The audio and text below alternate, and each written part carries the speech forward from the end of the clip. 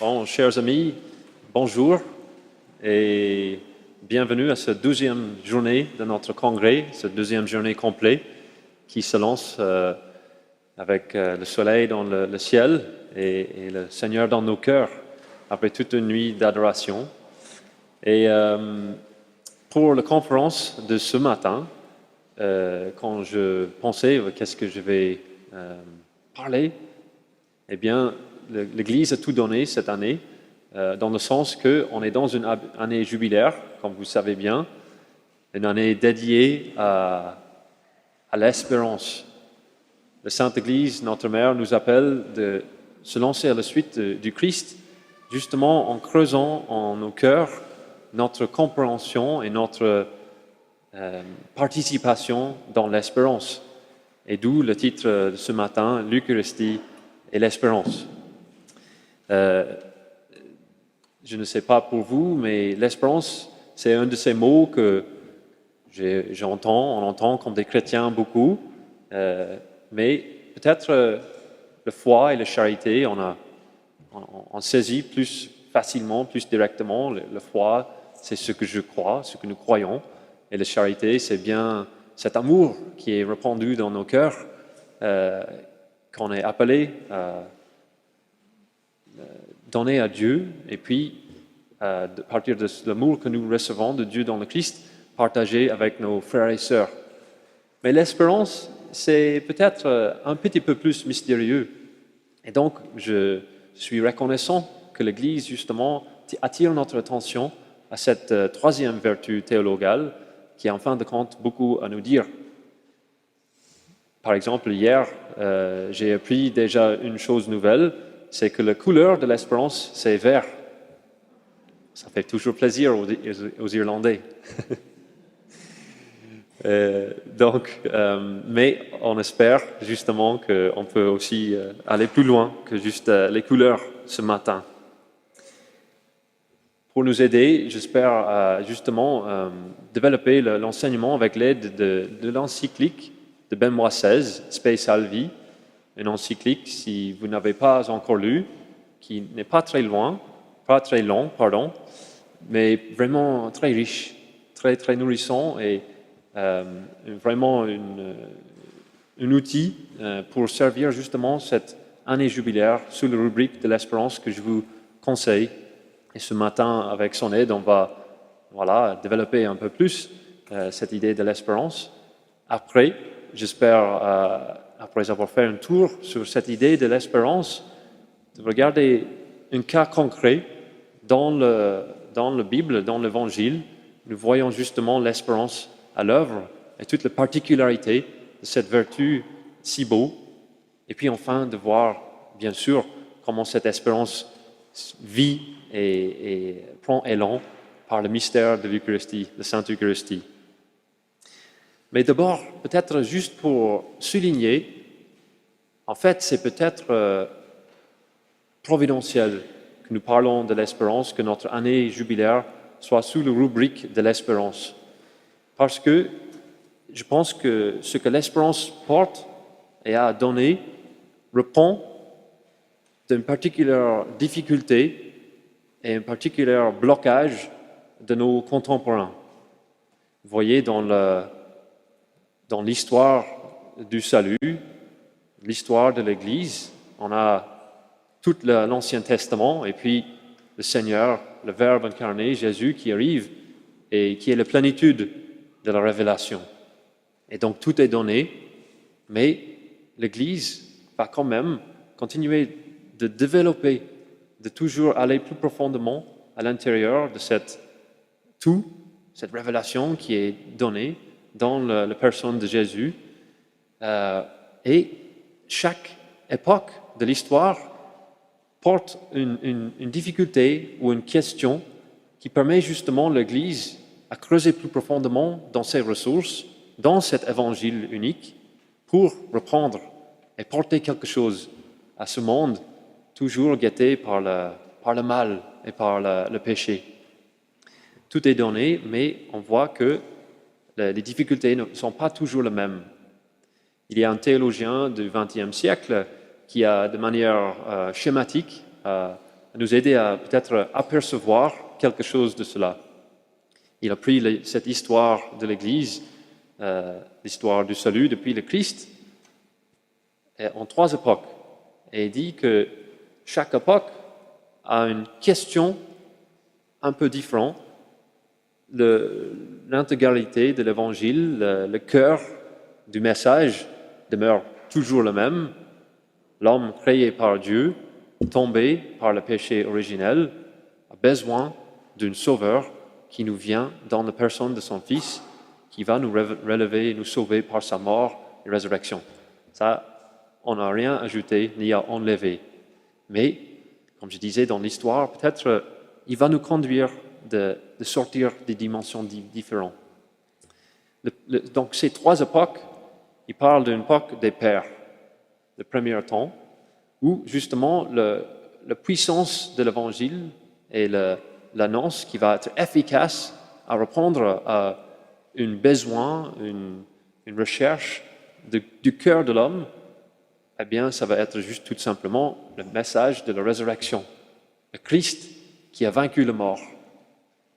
Le Fils de Dieu qui est devenu homme pour nous sauver.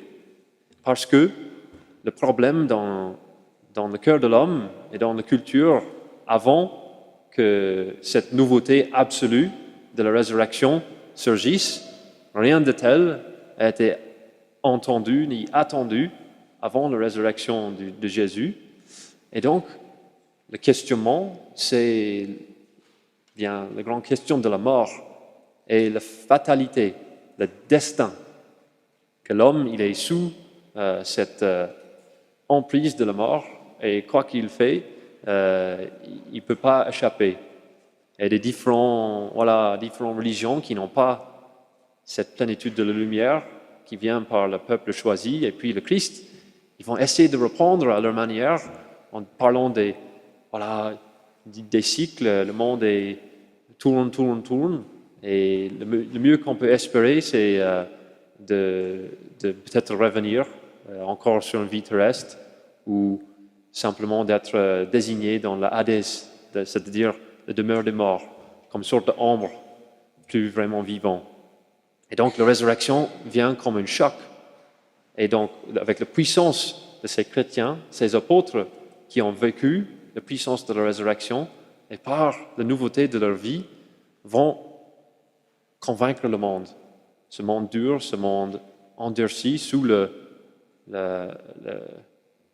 l'emprise du destin et de la mort. Puis, dans un deuxième temps, on va maintenant passer à un temps quand le christianisme s'est installé. C'est-à-dire, il a eu une réussite d'une certaine manière, dans le sens que la société, la culture, le monde connu, en tout cas l'Europe, est accueilli maintenant aux religions du Christ, à la foi dans le Christ.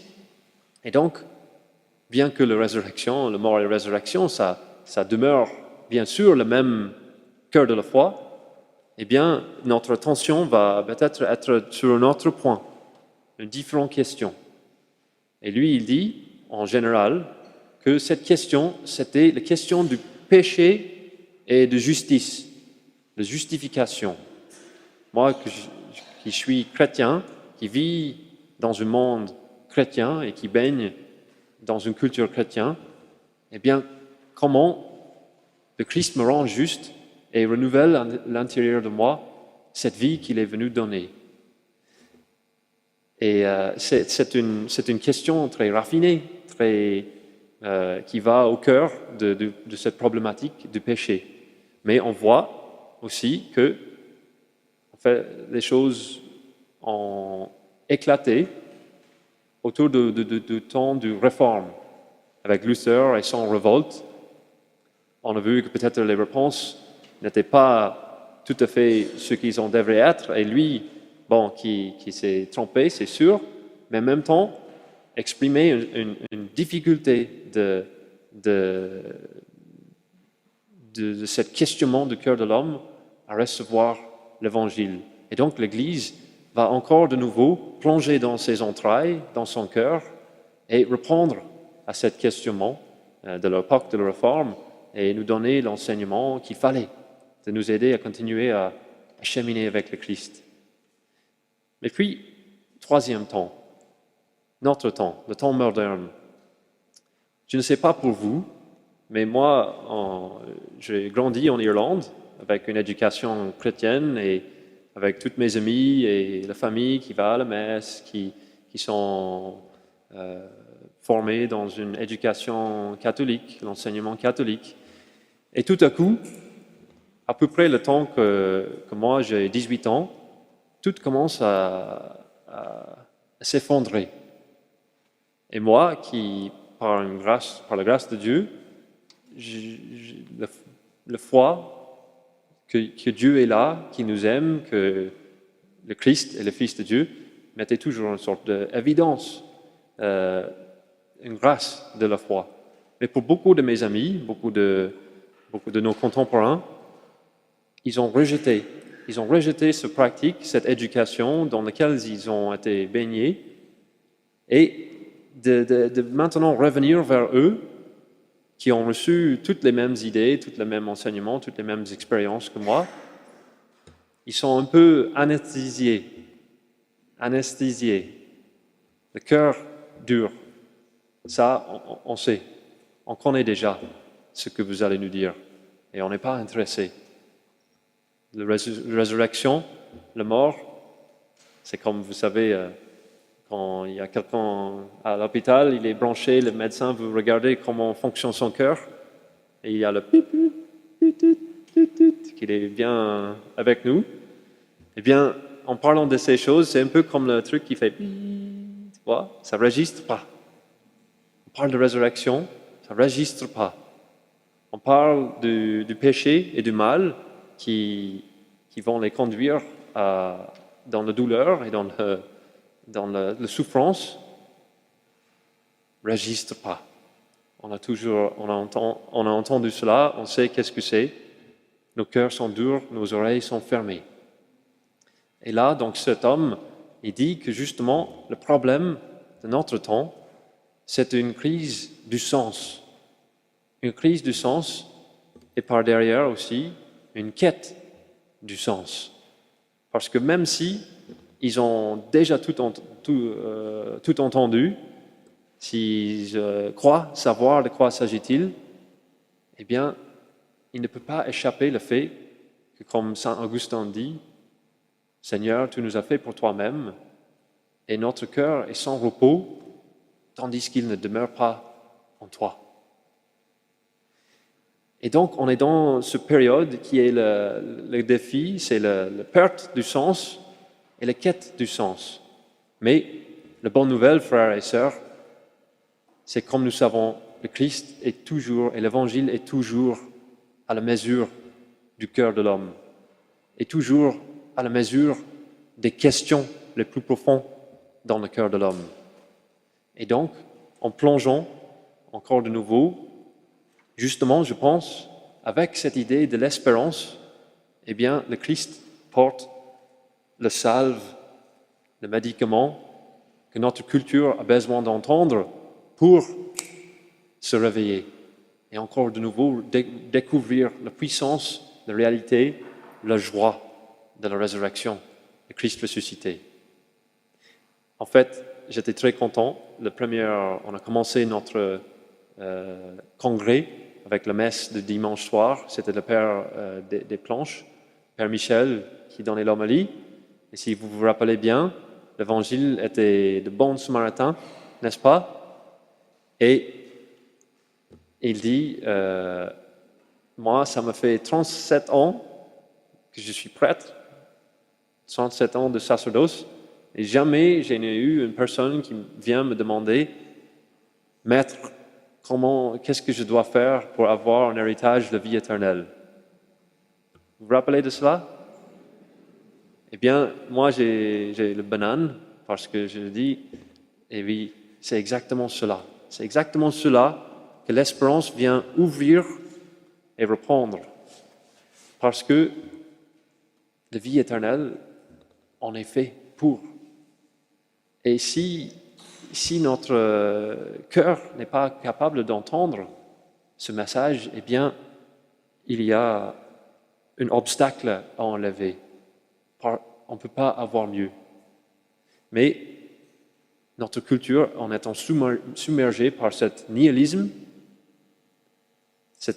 qui met moi, au centre, et donc moi, je dois créer mon sens, je dois créer mon monde, ma réalité, et donc d'où toutes les choses bizarres que nous voyons et nous entendons, qui vont très loin quand même, et qui font beaucoup de mal au cœur de l'homme, qui est fait pour le contraire, mais qui est un symptôme, justement, qui exprime cette souffrance profonde, avec combien de ce nihilisme, c'est nihilisme qui veut dire le néant, le manque de sens, justement, l'absurde, d'une part, et d'autre part, le monde de science qui dit que, en fait, c'est seulement les choses qu'on peut saisir, manipuler, être sous notre domination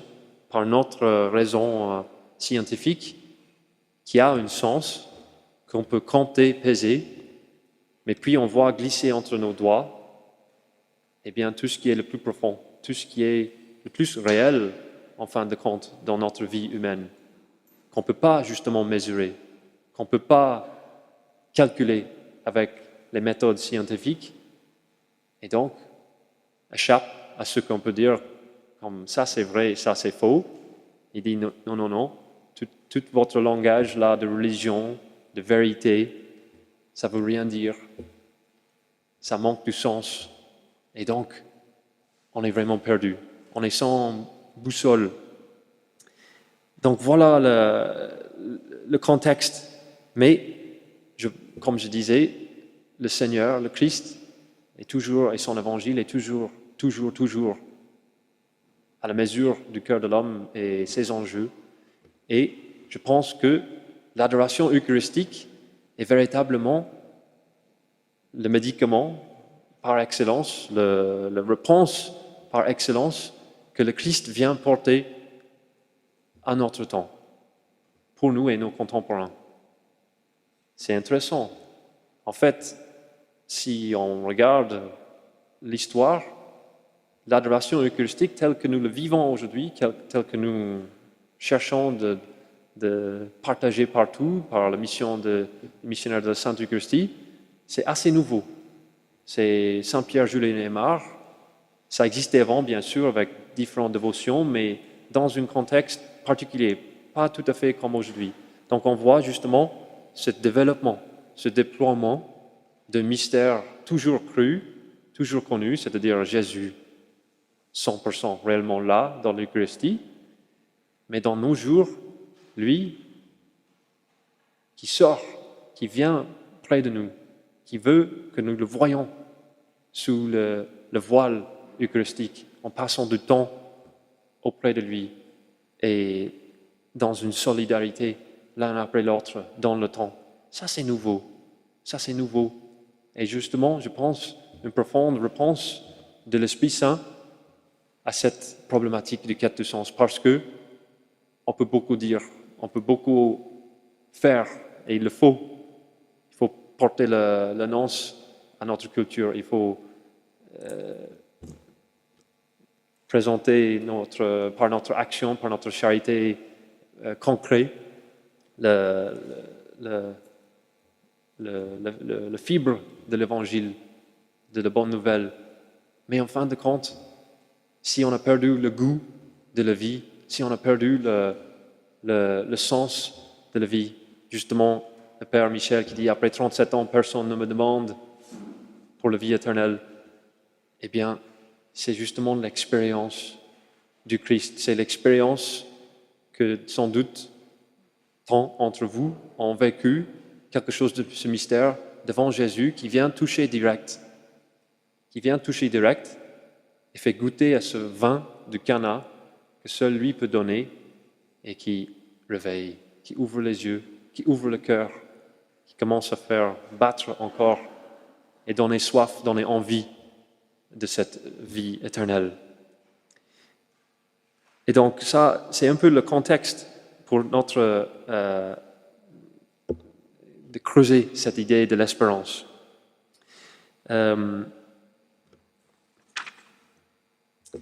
Donc l'espérance, qu'est-ce que c'est? Eh bien, il y a beaucoup de choses, on peut dire, bien sûr, beaucoup de manières à la creuser, de regarder ce qu'on dit dans la Bible, ce que les philosophes disent, ce qu'on vit concrètement, dans ce qu'on espère de jour à jour, pour essayer de comprendre. Mais je pense la manière la plus facile, la plus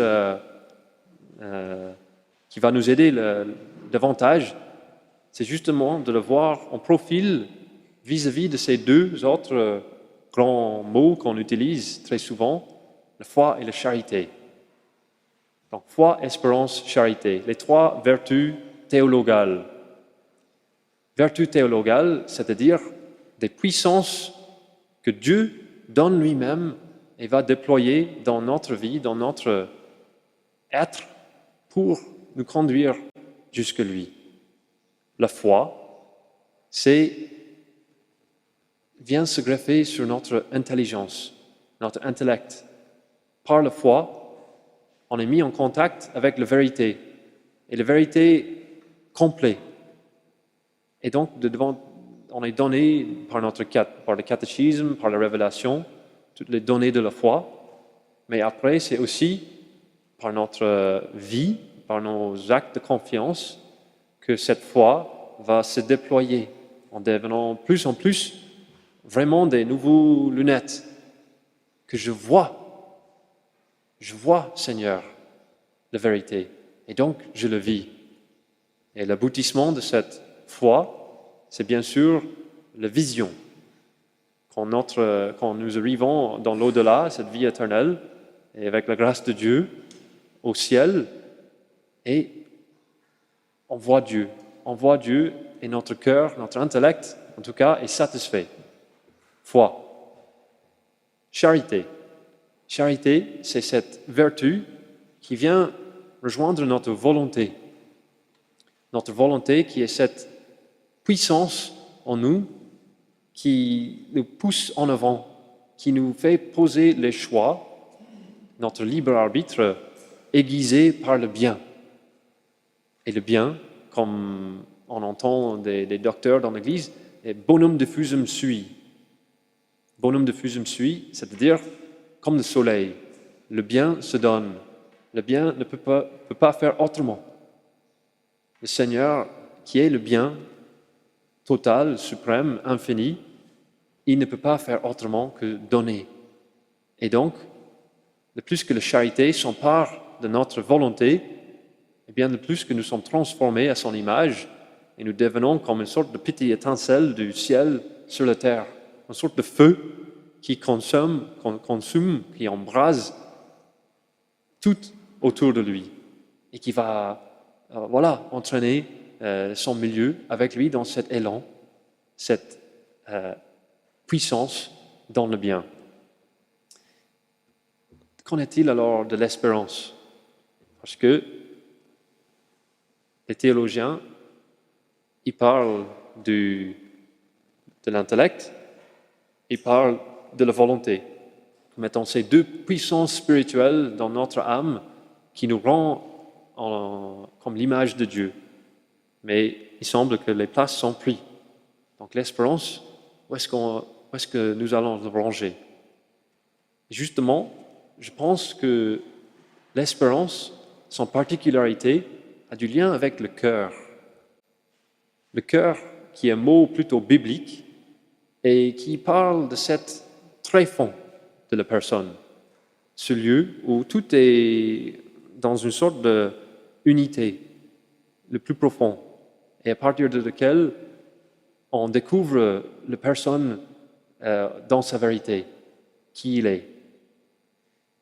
Mais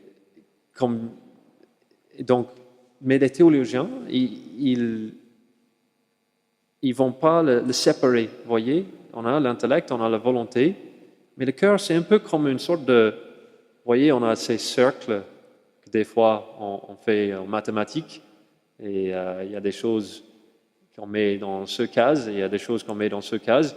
Et puis on a si les deux cercles se pénètrent, on a une zone commune, n'est-ce pas? Le cœur, c'est comme cela.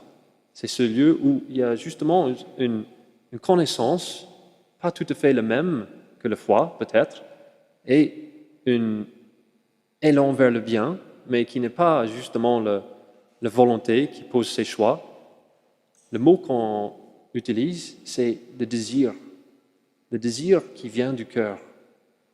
Et l'espérance, c'est ce qui va perfectionner ce désir. On a désir pour beaucoup de choses, n'est-ce pas? J'espère que le petit-déj va être bien ce matin. Boîte cassée. J'espère que mon équipe va gagner le match de foot. J'espère que mes enfants vont réussir dans la vie. Vous voyez, on a des désirs, des espérances de plus en plus profonds.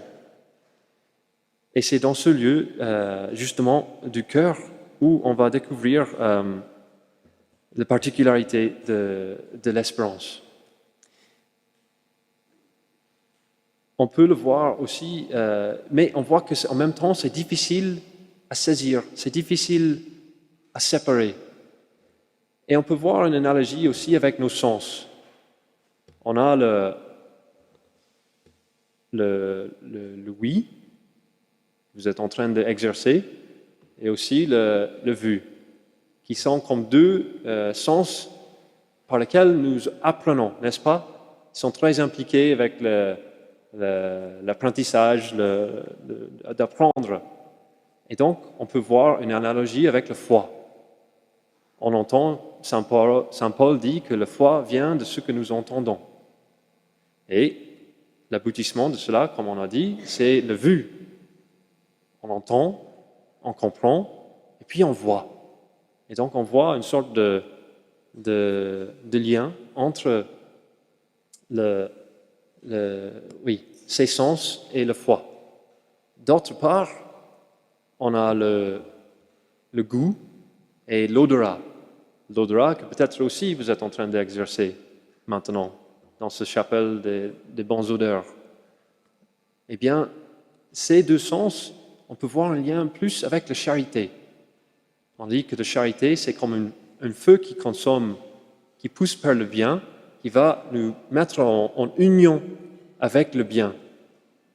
Eh bien, donc là, par derrière, il y a l'idée de justement manger, de consommer, pour qu'il y ait une union qui va jusqu'à une union de substance en nous, qu'on devient un seul substance ou un seul chair. Et n'est-ce pas que là, on voit quelque chose justement de ce mystère de l'Eucharistie, de cet mystère par excellence de la charité du cœur du Seigneur qui se donne jusque pour devenir notre nourriture. Et donc, le sens du goût, voilà, qui est impliqué dans le manger, et l'odorat. On sait ce qu'on mange est bon pour moi. Et donc, je veux encore. Je veux continuer sur ce chemin de la charité, de l'amour. Et puis, l'espérance. Il ne reste qu'un, n'est-ce pas? C'est le toucher, n'est-ce pas? Le toucher, l'espérance et le touche.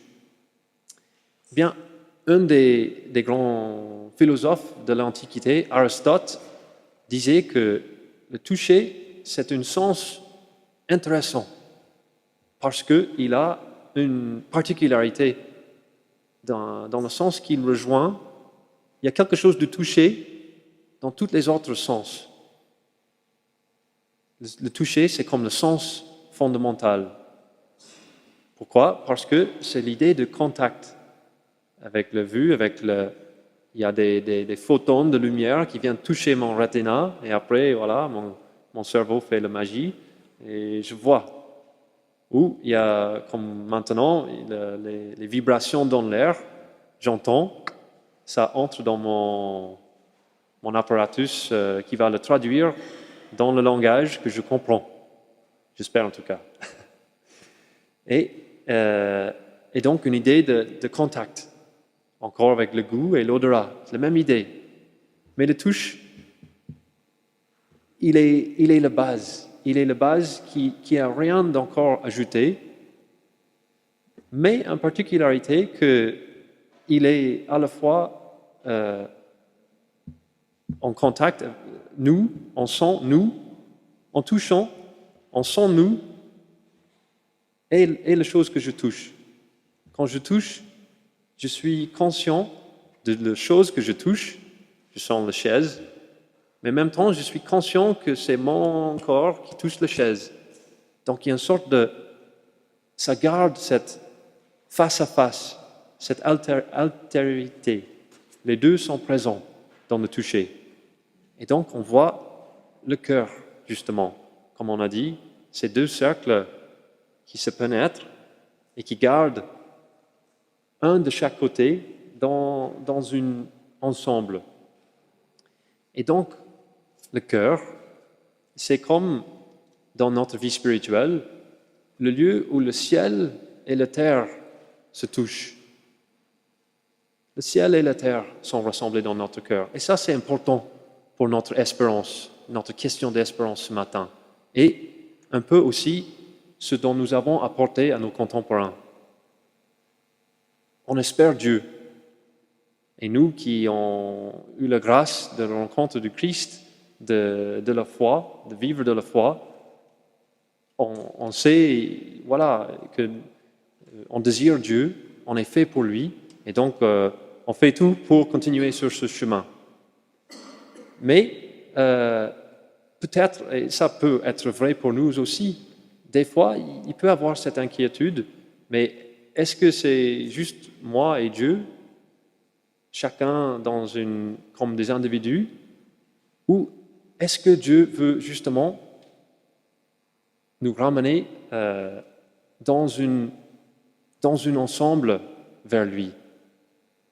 C'est-à-dire, Dieu veut nous sauver, pas juste chacun dans un contact individuel, ce qui est très important par la prière, mais il veut aussi nous conduire avec toute cette vie qui déborde dans les relations et dans le monde qui nous a donné comme cadeau, la création. La création que nous savons par saint Paul, suite à la chute, à le péché originel, elle est aussi blessée et elle aussi gémit dans l'attente de cette révélation des fils de Dieu et la résurrection. Et donc, ce que nous espérons, c'est cet ensemble, c'est certes cette relation avec Dieu, cet amour personnel et connaissance du cœur, mais c'est aussi, comme je disais, cette société, mes frères et sœurs, qu'il veut aussi que nous espérons et qu'il nous envoie vers pour encourager, pour justement se mettre à désirer la vie éternelle avec nous. Et en même temps, une création que nous entendons dans le catéchisme n'est pas encore achevée. Quoi? Mais Dieu, il a tout créé. Oui, c'est vrai. Mais il a mis l'homme dans le jardin, on entend pour Abouda et Shamar le jardin. C'est-à-dire Abouda, ou Shamar, le protéger au sens d'un danger très dangereux, un danger fatal qui peut atteindre la vie. Qu'est-ce que ça peut être? Nous savons bien, le tentateur et le péché. Et d'autre part, Abouda, c'est-à-dire cultiver le jardin.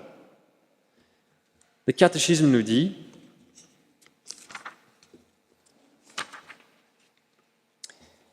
la création a sa bonté et sa perfection propre, mais elle n'est pas sortie tout achevé des mains du Créateur. Elle est créée dans un état de cheminement vers une perfection ultime encore à atteindre, à laquelle Dieu l'a destinée. Nous appelons divine providence les dispositions par lesquelles Dieu conduit sa création vers cette perfection. Donc, bien sûr, au fond, c'est Dieu qui guide. C'est Dieu le Créateur, avec une C majuscule.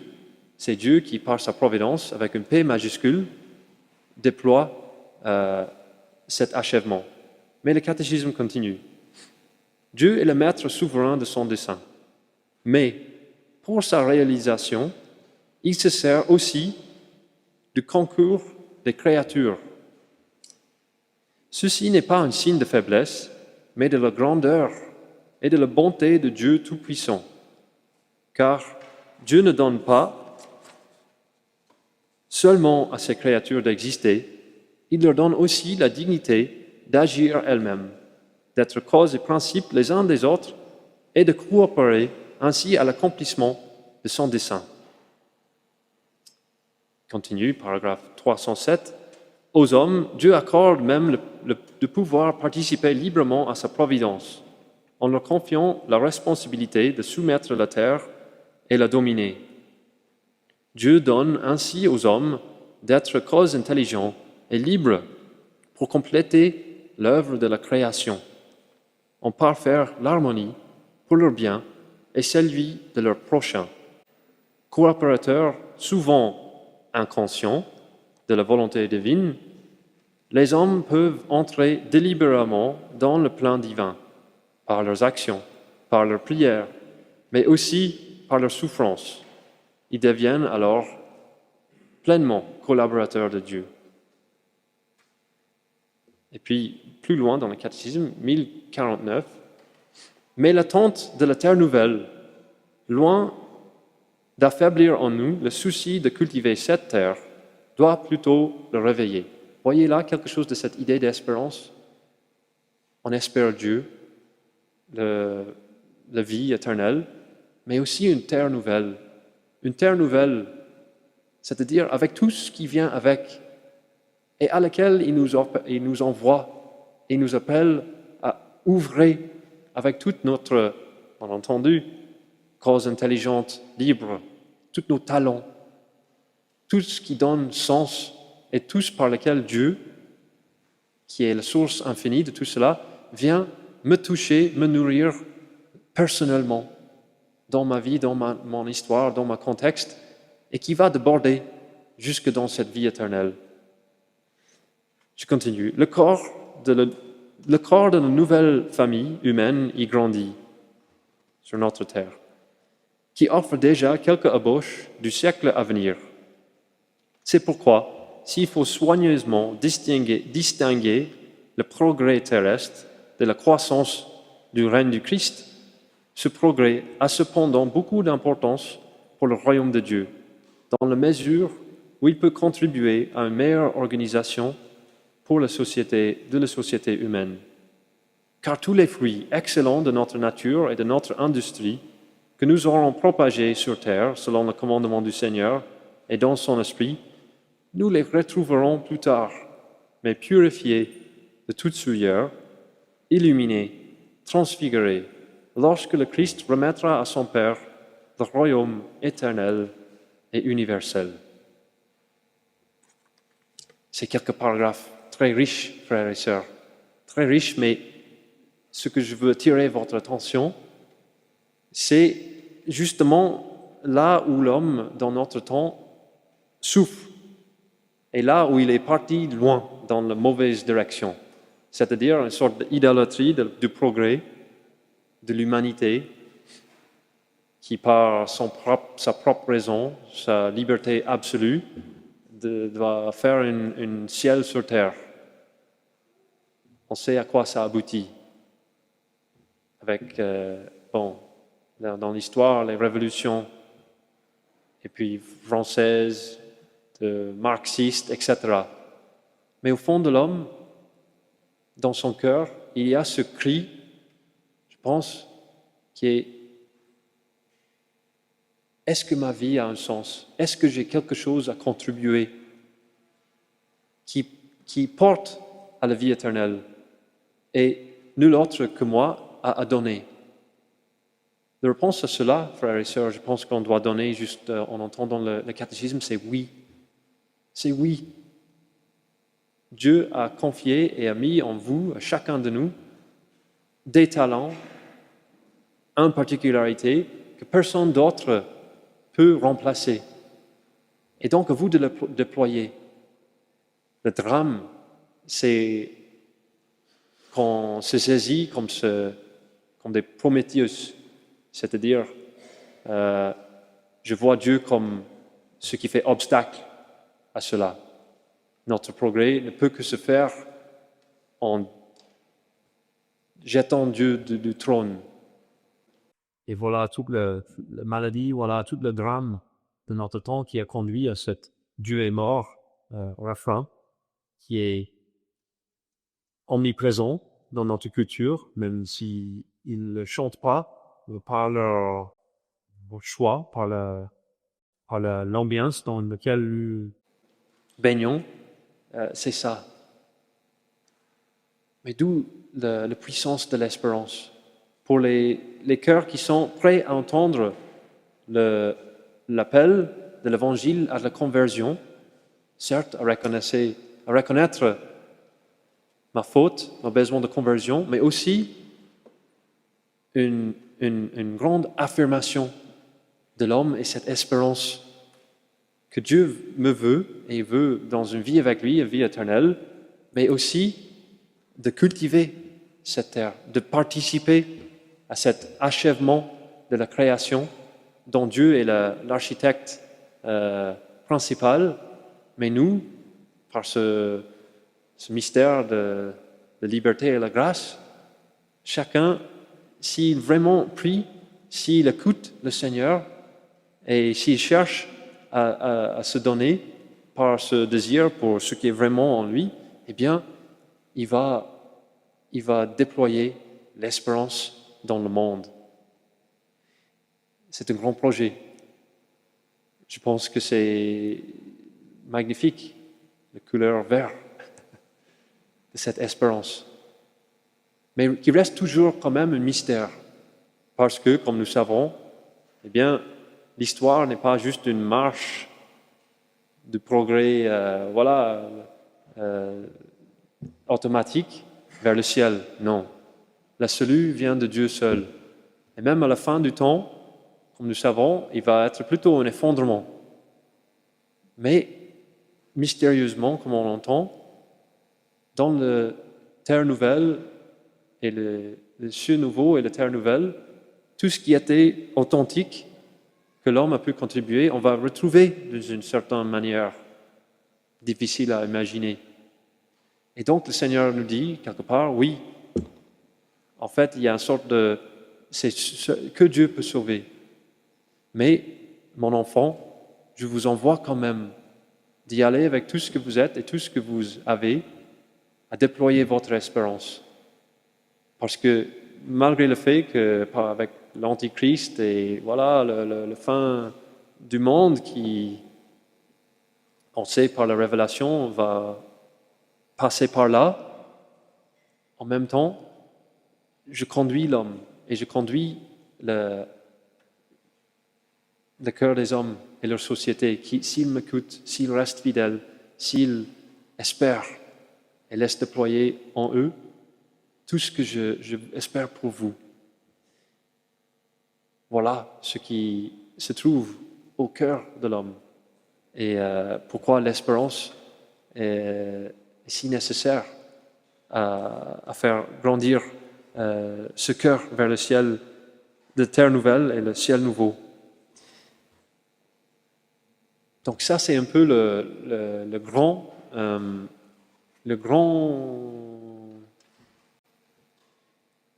esquisse de l'espérance. Mais cette espérance aussi, justement, vient habiter notre relation personnelle avec le Seigneur. Dans Spécial Vie, Benoît XVI, il va parler de ces deux pistes qui sont à la fois l'homme appelé par sa créativité de participer à la création, tout en étant purifié et en vivant la conversion. Et en même temps, l'aspect social de notre espérance, c'est-à-dire, on ne va pas seul. Il va dire, j'ai perdu la citation, mais en gros, que le salut n'est donné que au sein de cette communauté qui est la cité de Dieu, l'Église qui va devenir l'épouse de Christ. Mais cette espérance s'ancre aussi dans l'expérience personnelle du Christ, que nous savons par l'adoration, qui est le point de départ, justement, qui nous envoie. Et il y a un très beau texte, et on va terminer par cela, qui ouvre nos yeux à cette profondeur personnelle de l'espérance. C'est Jean chapitre 11. Jean chapitre 11, la résurrection de Lazare.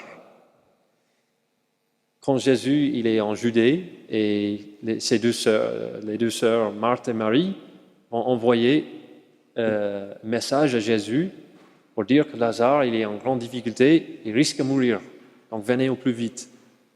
Et Jésus il répond mystérieusement, cette maladie n'est pas jusqu'à la mort, mais elle est pour la gloire de Dieu. Mais puis, qu'est-ce qu'il fait? Est-ce qu'il part en hâte? Non. Il va passer 2, 3, 4 jours avec ses disciples et puis il y va. Et donc, qu'est-ce qu'ils vont découvrir? Eh bien, Lazare est bien mort, n'est-ce pas? Et ce qu'on voit avec Marthe, Marie et Lazare maintenant, on peut le lire un peu sur ce triple plan de foi, espérance, charité. Intellect, cœur, volonté. Marthe, elle est comme l'intellect, la raison. Et donc, elle va d'abord. C'est elle qui va aller à la rencontre du Christ dès qu'il s'approche. Et c'est ça la foi dans notre vie, n'est-ce pas? C'est la foi. Saint Paul dit que la foi naît de ce qu'on entend. Et c'est à partir de cela que le reste va développer. Mais la foi, dans ce sens limité, qu'on va utiliser Marthe comme exemple, elle va arriver auprès du Seigneur et le Seigneur, on voit qu'il reste assez sobre avec Marthe. Il parle avec elle, si vous croyez, etc.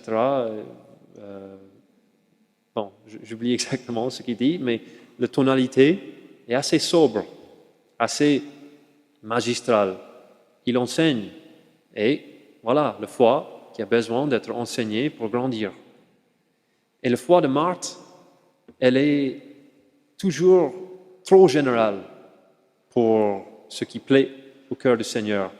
Parce qu'il va dire, Lazare va vivre, il va ressusciter. Et elle dit, oui, je sais, à la résurrection, à la fin du temps, les morts vont ressusciter. Et Jésus, non, moi, je suis la résurrection et la vie. Et si vous croyez en moi, vous ne mourrez pas. Ceux qui croient en lui ne vont pas mourir, mais ils vont vivre la résurrection que le Christ est. Et Marthe, elle est un peu... OK, qu'est-ce qu'il veut dire? Qu'est-ce qui se passe? Parce qu'elle sait que Lazare est bien au tombeau maintenant. C'est trop tard. Mais là, donc Jésus, il va continuer. Et maintenant, donc on a Marthe, la foi, qui va rencontrer le Christ, qui va vivre ce dialogue, qui reste assez sobre. Lazare, il est la volonté. La volonté qui est où? Au tombeau. C'est-à-dire la charité est éteinte. La charité qui vient justement greffer sur la volonté, c'est-à-dire cette puissance de vie, cette capacité dans le choix libre d'aller au bien, du bien en bien, au bien avec B majuscule, eh bien, la volonté, il est mort. Il est dans le tombeau. Mais, comme le Christ a dit de manière mystérieuse, cette maladie ne conduit pas à la mort, mais elle est à la gloire de Dieu. Comment il peut dire ça? Je pense, c'est parce que pour Jésus, il y a mort et mort. Il y a une mort que nous allons tous traverser, c'est la mort, la séparation du corps et de l'âme, la fin de cette vie, première mort. Mais Jésus dit que ce qui se passe avec Lazare n'est pas jusque la mort, c'est-à-dire cette autre mort, la deuxième mort, la mort qui est, eh bien, la charité éteinte. La charité atteint définitivement. Et là, en quelque sorte, Dieu qui peut tout faire ne peut rien faire. Parce que si la volonté, c'est le mystère de notre liberté, si la volonté s'est enfermée totalement et on meurt dans cet état, eh bien, la vie ne peut pas ressurgir. Mais cette maladie n'est pas jusque la mort. Pourquoi? Parce que le cœur reste vivant. Même si cette volonté est dans le tombeau, le cœur est toujours vivant. Le cœur qui est le détenteur de l'espérance. L'espérance qui est, comme on a dit, le désir de l'âme. Le désir de l'âme de ce qui est le plus profond en nous, c'est-à-dire Dieu lui-même, mais aussi, avec lui, cette terre nouvelle, les cieux nouveaux, le corps de l'humanité restitué et le monde, la création, comme notre temple avec le Seigneur, le Christ cosmique, le Christ qui est tout en tout maintenant. Le cœur est vivant et le cœur, eh bien, c'est notre chère Marie-Madeleine, qui est justement l'exemple par excellence, le détenteur du cœur, qui va nous montrer, en fait, de quoi s'agit-il. Parce que là, Jésus, maintenant, il fait progrès jusqu'à la maison, et Marie, ce n'est pas une discussion toute un peu théorique, toute un peu magistrale avec Marie. Non, le cœur s'effondre à ses pieds, tout en larmes, brisé. Et là, on entend en fait que le cœur de Jésus est bouleversé. Jésus, qui était avant, voilà, dans cette posture magistrale, est bouleversé et commence à être troublé. Voyez la puissance du désir purifié, de l'espérance dans le cœur, qui va justement faire appel au cœur divin, le cœur sacré de Jésus, qui maintenant va être capable d'opérer le miracle de le relèvement, de la résurrection en avant-goût de Lazare, c'est-à-dire la charité qui reprend flamme et Lazare sort du tombeau. Voilà le mystère de l'espérance. Voilà, avec notre chère Marie-Madeleine, Marie de Béthanie, qui a versé ses larmes sur le pied de Jésus, qui a essuyé ses pieds avec ses cheveux, qui a brisé le vase de son cœur avec le parfum le plus pur, le plus cher, le plus copieux, pour déverser entièrement à Jésus. Voilà l'espérance qui fait ce mariage entre la foi et la charité. Et donc nous le voyons après, qu'est-ce qui se passe? La foi va être dans la paix, parce que Marthe, après la résurrection de Jésus, après la résurrection de Lazare, la foi, il sert. On entend que Marthe fait le service et elle n'est plus dans la rancune avec sa sœur là. Non, la foi l'intellect sert, elle voit et elle est dans le bonheur. Elle vit exactement ce que Marie et Lazare et tout le reste vit, mais selon Marthe, selon qui elle est. Et donc cette particularité qu'elle est, eh bien, elle a trouvé son bonheur. Et elle est là, avec Jésus, avec les autres, dans cette maison de Béthanie qui est comme un petit tableau du monde nouveau, du ciel. Lazare, de charité, il est à table. Qu'est-ce que nous avons dit par rapport à l'essence? La charité, n'est-ce pas? Il goûte, il sent, il est à table avec le Christ, l'Eucharistie. Nous voyons bien cette union de substance qui passe par la bouche, qui passe par la nourriture divine, qui est notre vie éternelle. Mais là aussi, Marie qui a, cette fois-ci, c'est ce moment-là qu'elle va briser le jar, le potier, le parfum, qui va faire onction du corps tout entier de Jésus. Le toucher, ce contact plein, entier, ou qui reste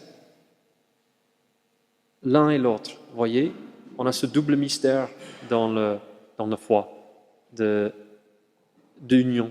Il y a l'union substantielle, le corps du Christ mystique, tête et corps, une seule réalité, mais aussi le Christ époux et l'épouse. L'Église, elle est ces deux. Cette unité, corps-tête, mais aussi cette face-à-face, où l'union garde une altérité. L'autre est toujours là, avec moi. Je ne l'ai pas absorbé. Voyez? Et donc, l'autre reste une autre pour moi, mais entièrement avec moi. Et donc, voilà la merveille du cœur qui est exprimé en Marie, sa puissance, qui est justement l'espérance, le désir du ciel. Pour terminer, ça serait dommage de ne pas revenir à l'Eucharistie, justement, qui est dans l'adoration, ce contact avec le ressuscité, comme Marie, mais aussi comme Marthe et Lazare, dans la messe, où nous allons faire et vivre avec le Christ, dans le Père, Fils et Saint-Esprit, cet grand échange, c'est-à-dire, je donne toute ma vie au Seigneur, avec l'offertoire, les offrandes du pain et du vin qui représentent nous, notre réalité terrestre, avec tout ce que j'avais dit, c'est-à-dire toute cette œuvre, malgré la catastrophe du péché, que l'œuvre de la création va être toujours intégrée dans le mouvement de la rédemption, et donc cette création qui est appelée d'être achevée, qui certes ne peut pas arriver à un ciel tout fait par elle-même, une tour de Babel, mais quand même est appelée à participer. Et voilà le grand mot d'espérance qu'on a à dire à nos contemporains, avec la science et tout ce qu'ils ont, qui cherchent à contribuer. Oui, mais avec l'intelligence du Christ, c'est-à-dire de trier entre le bien et le mal, et ne pas juste faire parce qu'on peut. Eh bien, tout cela dans l'Eucharistie, dans la messe, on est appelé à offrir au Seigneur tous nos efforts, tous nos talents, tous nos projets. Tout cela monte par les mains du prêtre avec les offrandes pour justement appeler au Seigneur vers lui seul qui peut le donner, cette terre nouvelle, ce ciel nouveau, où il est tout en tout, mais en gardant ce monde qui est le nôtre et parmi lequel il va être avec nous, que nous recevons après de manière achevée, de manière, on ne peut pas faire mieux, dans l'Eucharistie, dans Jésus lui-même, qui vient personnellement me nourrir personnellement, mais aussi qui dit, mon fils, mon frère, ma sœur, j'ai un projet de la rédemption du monde, de la création tout entier, de la récapitulation de toutes choses. Ce Christ cosmique qu'on entend, où Jésus embrase l'univers, et tout est à Dieu. Saint Paul nous dit, pour nous terminer avec une citation, en Philippiens 3, 8, 9, cette espérance que j'ai le Christ et que je sois donné une place en lui. L'espérance est là. Que j'ai le Christ, c'est-à-dire cette cœur à cœur, cette relation, comme on a vu avec Marie, toute la dynamique de Bethanie, mais que je suis donné une place en lui, dans le Christ, c'est-à-dire ce monde qui est le Christ et à lequel il m'appelle avec tous mes talents, tous mes projets, le fond vrai de mon espérance et avec la particularité de qui suis-je vraiment en Dieu, à œuvrer pour cette cité de Dieu. Amen.